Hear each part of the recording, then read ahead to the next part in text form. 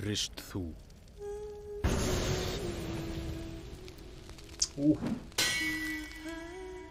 Ristu í líkamann.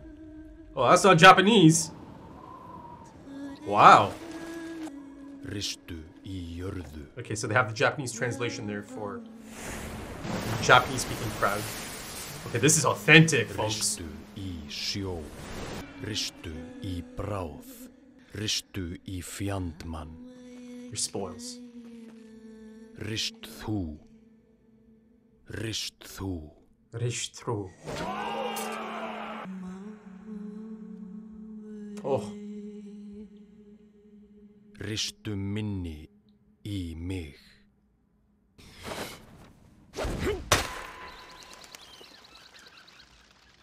Oh wow. Okay. They had that in the opening, didn't they? That tree and the slice. Ni-chan?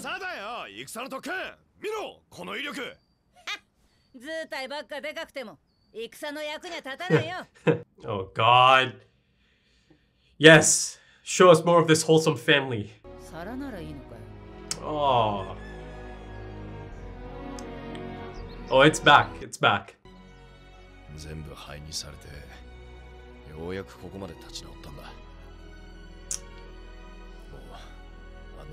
Oh god.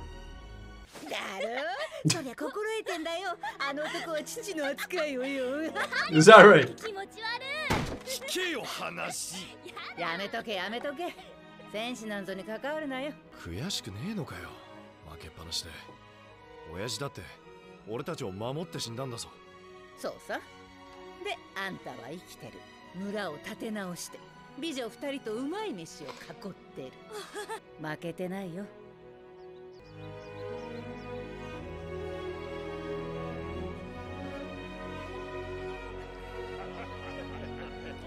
Life is simple, but life is beautiful.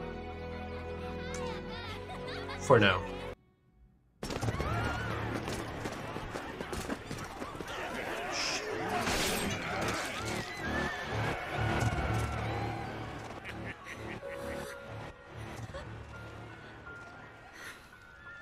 It happened again.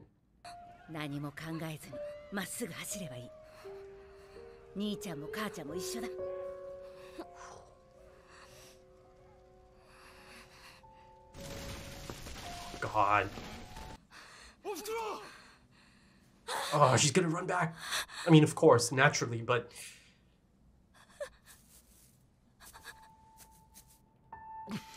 symbolic of the young girl.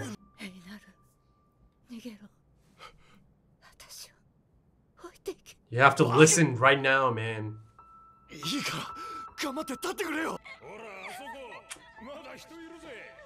I figured as much the moment that title came up on screen.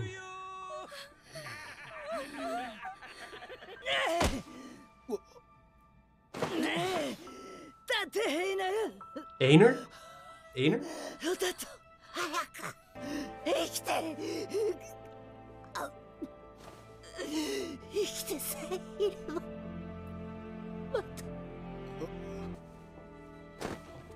Yeah, the man's rattled. Ainer.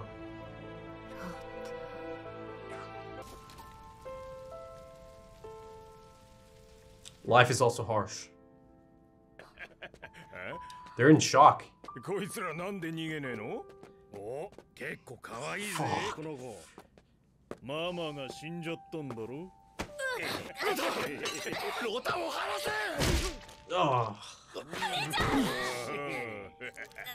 Oh. Oh. Oh.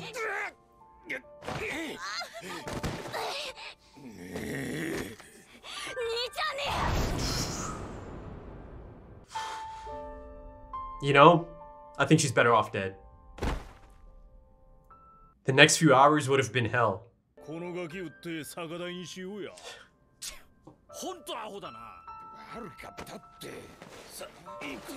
You've got your slave. Sell him for beer money, eh? Again, that haunting beauty. this is going to haunt him for a long time.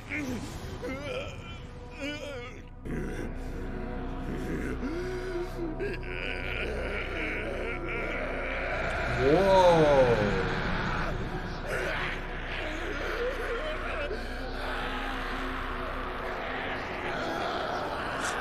Okay.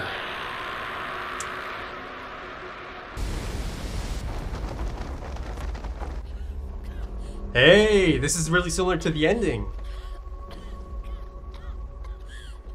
of episode 24. Oh, look at this. Hollow cheeks. Man looks like a different person.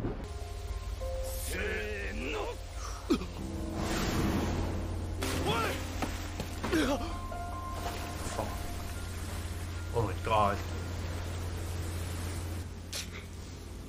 If those are the captives, you can't have someone that's sick around them, right?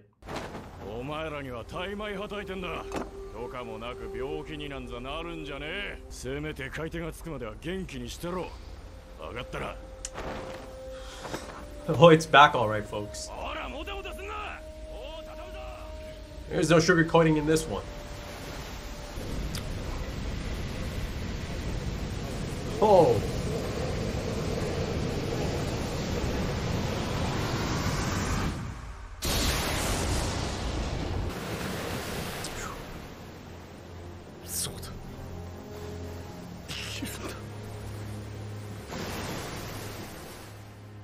Oh.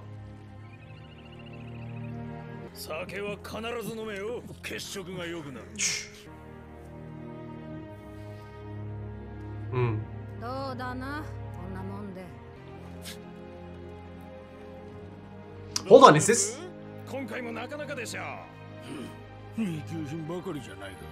Is that guy not the guy from the ending? Episode 24? Red hair? Oh. Huh. There's a similar shot. There's a similar shot like this in season 1 of young Thorfinn. How long are you gonna last out here though, like this? Shit. Einar, there you go. At least he's not gonna get hit. Oh shit, never mind. I thought they're not gonna try to boost him up and stuff.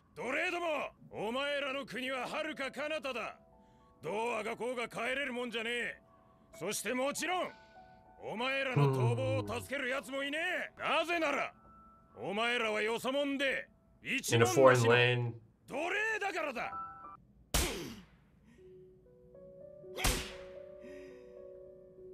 Wow. Oh wow, look at him. He's certainly quite built, isn't he? Quite muscular.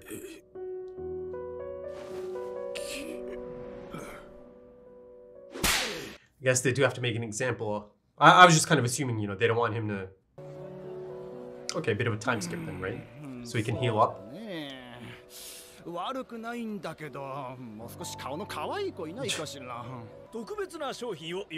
Products. Oh my god. Oh, look at this. Look at the look.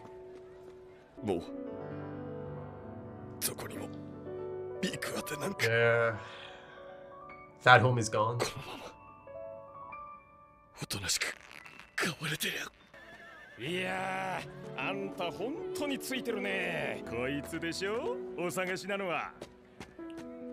Oh. Oh. Leaf. So he's still looking for Thorfinn, huh? Or he continues looking for Thorfinn. Okay, that tells you how things turned out. Yeah, nothing like him.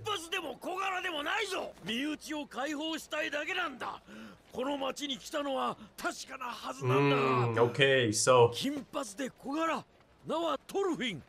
I suppose that's his punishment then, right? Oh.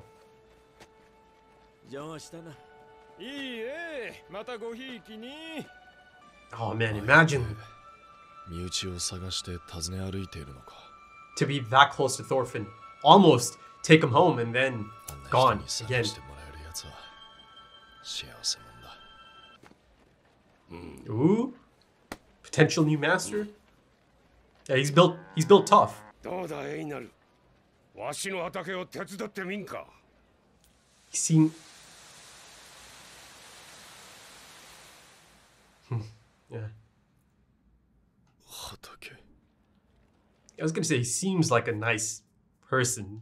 You know, he is buying a slave, but looks like he's looking for help. Though, of course, you know, you have to look at it from that perspective of that time era. Pretty common thing to have a slave, right? まずはわしの農場を見ておけ。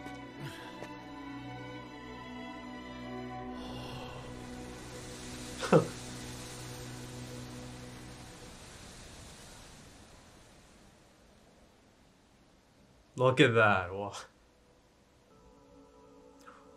I have chills right now. Oh.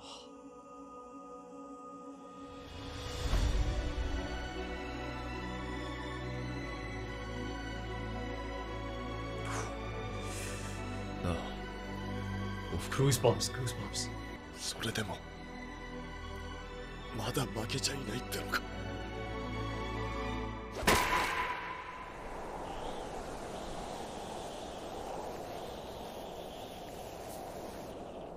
Oh. 家族を奪われ故郷も何もかも失った。 But you're still alive. 生きる意味すらわからなくなってた。 Okay. So the presentation here. トルフィン。 Oh. わしだ。来てくれ。 Oh.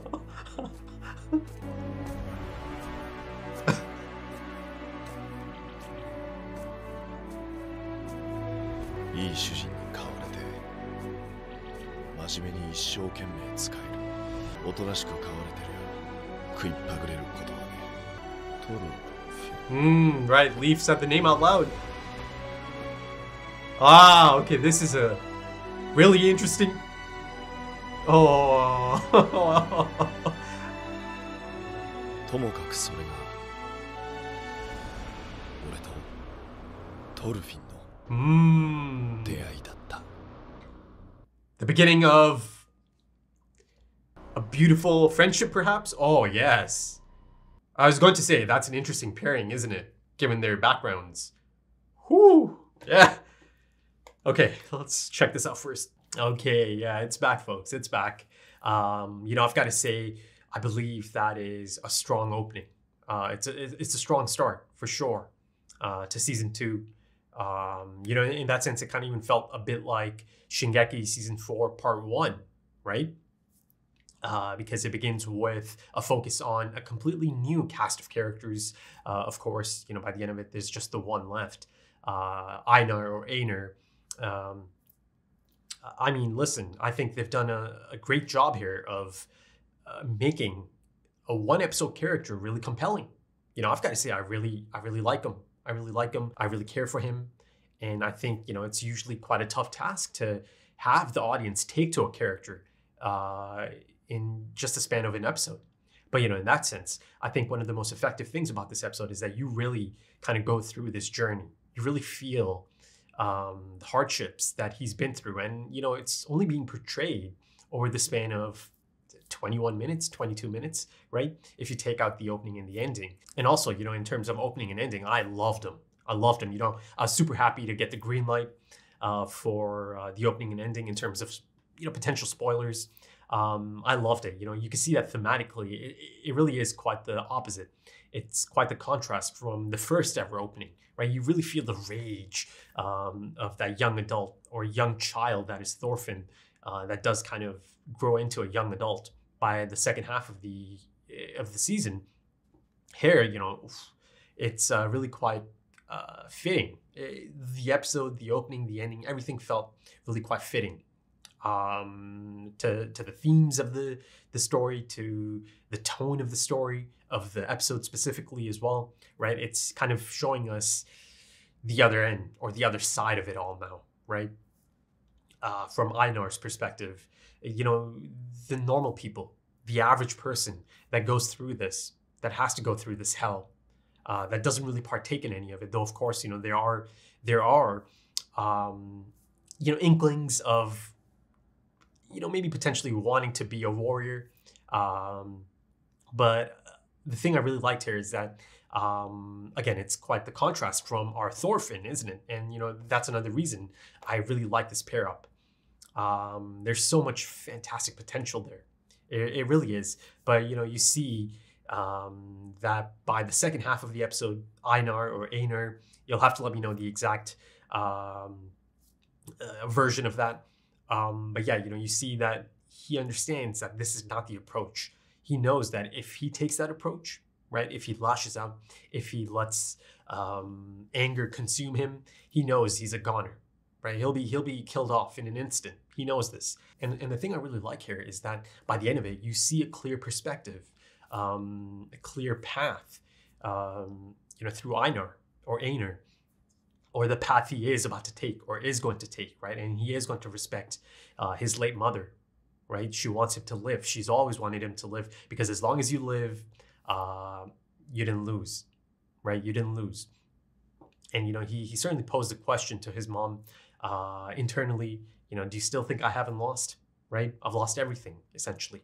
But, you know, like I mentioned, you know, it's quite the journey, but I think by the end of it, you know, him kind of ending up on this farm, perhaps it's the best he could have hoped for at this moment in time, right? Though, of course, you know, on that farm, you see the reintroduction, and I think it's quite the fantastic reintroduction to Thorfinn, right? Our link to the first season here. Though, of course, Leif Erikson shows up a little bit earlier than that, and I thought that was, yeah, it's quite a sad moment, right? To see Leif Erikson once again tormented by this, you know, this search of his. And, you know, I'm not saying he's tormented by, you know, Thorfinn putting him in this position, but tormented by having him being so close after years and years, you know, having him on the boat, essentially. But then, of course, Thorfinn makes a choice to run back in. And then you see, essentially, the punishment that I spoke of, a potential punishment. You know, I was speaking of it in my discussion for episode 24. He does lunge at the king, at the new king, who I think gives him a punishment that he believes is something he can come out of in one piece, that perhaps he can even learn from, right?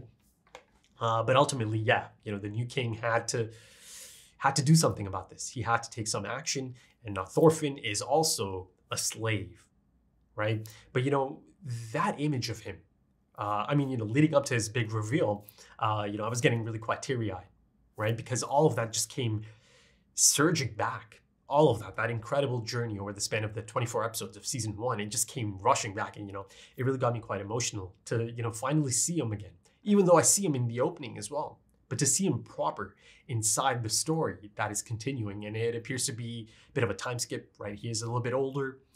You see a bit of scruff, even though, of course, in the ending, you see a full-on beard. So, you know, it was great to kind of see him at different ages and at different points of his life, right? And at different points of his growth. You know, that final moment of this episode, Einar explaining that, you know, that's the day he met Thorfinn. You know, to me, it really felt like a faithful meeting, a faithful day, right? The beginning of a beautiful new friendship, a beautiful new connection, a beautiful new bond. And you see that once again, it is kind of being reiterated in the ending. You know, there's a beautiful shot of, again, a much older Thorfinn, someone who's certainly really down the line in terms of his growth. And I'll get into some potential here because I feel like there's some exciting sparks, right? There's some exciting setup here, again, through Einar or Einar's narration as well. I mean, you can infer through that Thorfinn ends up having quite a substantial impact on Einar or Einar's life, right? His trajectory, his path in life, perhaps. Of course, a lot of that is down the line because, you know, these are just the beginning stages. You know, for Thorfinn, it's essentially the deconstruction phase, right? And, you know, this kind of reminds me to kind of circle back to his full reveal on screen, right? Yeah, you see those eyes. again, the expressions in the eyes play such a crucial role in this anime. And they continue that here in episode 1 of season 2. You see that he appears to be a bit of a shell of a person, of a human, just a body, right? You see those eyes are really quite empty. Essentially he's lost his purpose. Again, I don't want to, repeat the things I was saying in the season 1 finale discussion. I checked it out, so I'm trying to make sure I don't really start saying the same things again here. There's a lot of growth that needs to happen here. I feel like, this whole concept of him needing time to himself, him needing a lot of introspection, right? Looking back at the path he was on, I think it really is the perfect chance, right? Yes, he's a slave, it's his punishment. But again, much like Einar or Einar, I feel like being, in the service of this man who appears to be a kind person, at least so far, right? Appears to be a nice person, a good person. And again, the whole aspect of him buying slaves, you just kind of have to think about it from that perspective, right? That it was a common thing. It was a normal thing back then, right? Something that doesn't really make you a bad person by the standards of that time, right? Of course, now it's a totally different thing, but you have to look at it from that perspective, from that time period. I feel like both of these men have kind of landed in the right place, right? They've come across each other, the right people to come across. And I'm really, really quite excited about the potential here, the dynamic that's been set up here, right? By this faithful meeting of Einar or Einar and Thorfinn, because, Thorfinn is actually a perpetrator of the same thing that essentially messed up Einar's life, completely turned it upside down, right? He's a victim of war, right? Of those people, right? Specifically. And, Thorfinn has quite the history. Thorfinn did turn a blind eye towards all of this, right? Because he wanted to continue on the path of destruction, on the path of vengeance, right? So he had to, right? There's that poignant moment earlier on in season 1, right? The old lady, that sigh, that was essentially, again, depicting that, okay, he's making the choice, he's accepting this, right? He's letting go of his humanity for his goal at the time, right? There's a really interesting dynamic there because, they'll start talking, they'll start, finding out about each other because they'll start opening up at some point, and it'll be really interesting to see from both perspectives. First for Einar or Einar, of course, there's going to be friction. There might be some lashing out, right? There might be some butting of heads and some hate and resentment towards someone like Thorfinn. And then, of course, from Thorfinn's perspective, he gets to see the other side, right? He gets to see how all of those people must have felt, right? He gets to see the results of his actions as well, right? Yes, it might not be the exact people that suffered at his hands or, because of his inclusion and all of that, but it is someone who suffered greatly in a really similar fashion, right? So, oh my goodness, there's so much potential there. I'm really quite excited. My hope is that there's a lot of just them at this farm, right? And, the fact that, the running joke that I've come across is the farmland arc. I'm really quite excited about that. But yeah, I really thought that was such a striking shot, and such a striking shot of his eyes, right? And striking in the sense that they're so different. Thorfinn's eyes, that is. That purpose is gone. His sense of self has been just diminished almost instantly the moment Askeladd died. And yeah, you see that indeed he is a bit of a husk of a man at this point, right? There's just nothing. As of this point, it felt like there's nothing there. But it's exciting, the prospect of going through this journey. It's an exciting one. It always was, right? And now it's there. But earlier I mentioned, actually, before I get into that, speaking of empty shells and just like a body, I think one of the most heartbreaking moments of this episode is, the slave owner, Once they catch Einar or Einar and beat the shit out of him, just really, really, put him in his place, I suppose, and make an example of him. I thought maybe, they didn't want to touch him. Maybe they didn't want to hurt him too much because of the bruising, right? But no. They wanted to make an example of released him. Yeah, to me, that was one of the most heartbreaking moments. You see that a lot of these captives are still just now realizing their new reality. And that, there is no escape from it. They have to accept it. There's nothing else that, their homes are gone. They're in a foreign land. They simply have to accept this. If they want to live, they have to accept it as their new reality. And yeah, to me, that was just so heartbreaking to see. And then, of course, this anime continues to challenge the audience with its evocative imagery, right? And the juxtaposition, the transitional hinges, and, the contrasting imagery, the haunting beauty of it all. There's that really stunning moment, striking moment as, it is depicting the beauty of Einar's home or Einar's home, as his mother tells him, you didn't lose, that they didn't lose. Look around you. And he's taking it all in, the beauty of it all. And of course, Yamada's score is a knockout. Once again, it goes from this hopeful, beautiful score to that cut, fades to black, and then it cuts to, of course, their home being attacked again. And then at that point, the score really takes on a different tone all of a sudden, right? It can be quite jarring. Though, of course, I'm sure a lot of us saw that coming, right? But it doesn't mean it wasn't effective. But let me kind of go back to the point I was trying to make earlier about the sparks, the setup for an incredible metamorphosis actually already being there. Again, through the ending of this episode, and then the actual ending, right? The ending song and the imagery on display, right?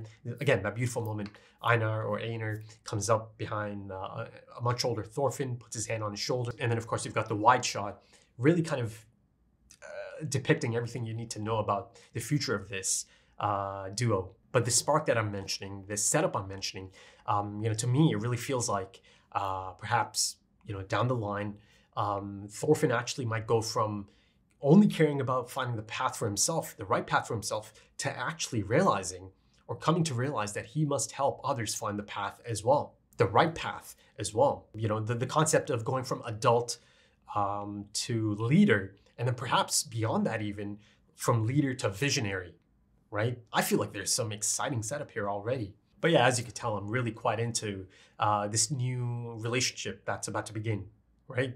I feel like maybe down the line by the end of the season, maybe season 3, let's hope it gets that far, season 3 and season 4, really let's hope it gets that far, right? Because there's really nothing like this out there right now.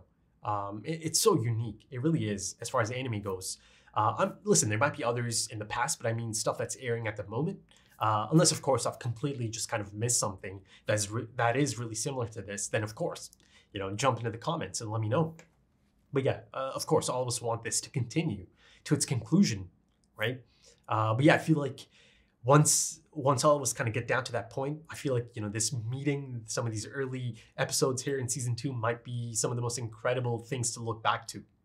That makes me really excited. The potential for that. Always in any story, in any anime, film, or game, anything. But yeah, to kind of end off on the Einar or Einar and Thorfinn relationship that is beginning in the beginning stages at this point, of course, it's certainly by design that Einar or Einar has lost his mother and I was about to say daughter, mother and sister, right? Of course, who has a mother and sister still out there? Thorfinn, right? So these conversations and them just being there, right? And being together for long parts of the day, it's going to open up Thorfinn's eyes as well, and make him realize just how important family is. This man has lost everything. There's another really sad moment as Leif Erikson, who was so compassionate in his, apology, kind of, gives him a little squeeze of the arm. You see, again, the animation there.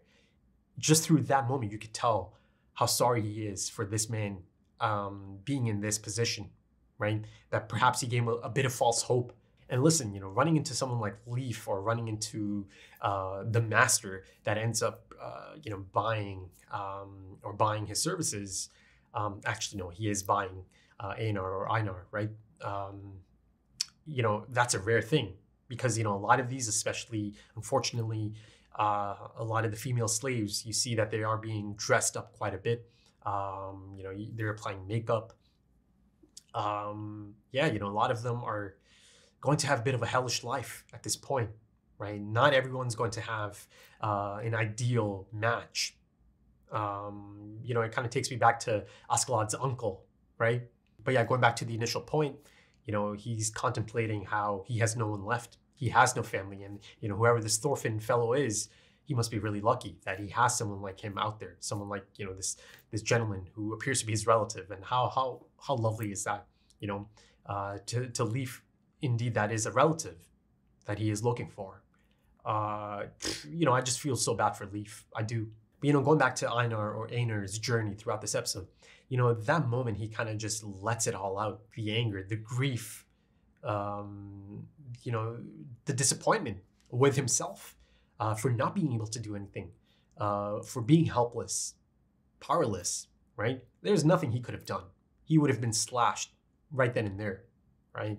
And again, like I mentioned, by the end of this episode, or I suppose the span of a month or so, perhaps maybe a little bit longer, he does realize, okay, that's not the approach he can take. Again, it's quite the contrast from our Thorfinn, but the voice acting there is phenomenal. It really is. And I love the transition into the sea, right? The storming sea, and his voice just kind of gets drowned out by the storm. I just thought that was an incredible moment. It really was, perhaps one of the best moments of this episode. And of course, the directing continues to be fantastic in this anime. Everything I really enjoyed about season 1, it's here, it's present, right? So it's a good feeling. It's a good feeling. And like I mentioned earlier, the evocative imagery, it's one of the most visually striking anime out there. It really does a good job of kind of putting you in the headspace of the character. And, in this case, Einar. Of course, it's completely impossible to be exactly in that headspace, but, the sights that this man sees in that journey of his over the span of this episode, it's really sad stuff, heartbreaking stuff, haunting stuff, like the one lady they had to toss over, right? Because they couldn't have the others infected, right? Catch the thing she might have at that point in time, right? So yeah, it's a harsh reality check for Einar. And yeah, I feel like it did a fantastic job of making the audience sympathize. It's such a relief that core staff is present, that they did switch over as the studio change happened. To me, that was the thing that really made me go, okay, good. Listen, you could tell that there's been a change. You can. It's not some seamless change that you can't tell that it's a different studio now. But, that doesn't mean it's a bad change, right? Of course, it is moving to a new studio. So there is going to be a bit of a different look as well, There is, I think, even in some of the color design, I think it was noticeable. But again, it's not a bad thing. But ultimately, it feels like the same show. It feels like the same anime, the same story, picking up exactly how it left off. Right? Perhaps a bit of a time skip, a bit of an older Thorfinn, but yeah, it feels the same. I'm really quite happy about that. But yeah, I think that might do it for this one, folks. I'm really quite excited for, the next 23 episodes and to really dig in and start discussing because, this episode does have a lot of the elements of an establishing episode. And finally, I think this episode really reassures that it's going to continue the exploration of these complex themes, these complex humans and the things they go through, right? So yeah, exciting. It's exciting stuff. And it's really quite exciting to be watching it as it releases. So if you enjoyed this, consider dropping a like, consider dropping some comments. It would be lovely to see some familiar names in the comments. So yeah, give it a shot because it does help the channel, right? And also, of course, liking it helps the channel as well. Also, if you are interested in full opacity, and that is going to include the opening and the ending, both of them are phenomenal, right? Really, the imagery there is so striking. You know, I almost forgot. How about the opening? That was so authentic, right? It really helps grounding it, even more so than before, right? And I love that they took that extra step. I thought that was beautiful. It was a beautiful touch to have that. But yeah, you know, be sure to let me know the language of that opening. But yeah, going back to Patreon, the link is in the description and the pinned comment. Also links to social media, if that's your thing. Whew, okay, right then. Thank you so much for joining me, and thank you for your time, because time is precious. It really is. And I do hope to see you again soon for episode 2. Until then, take it easy.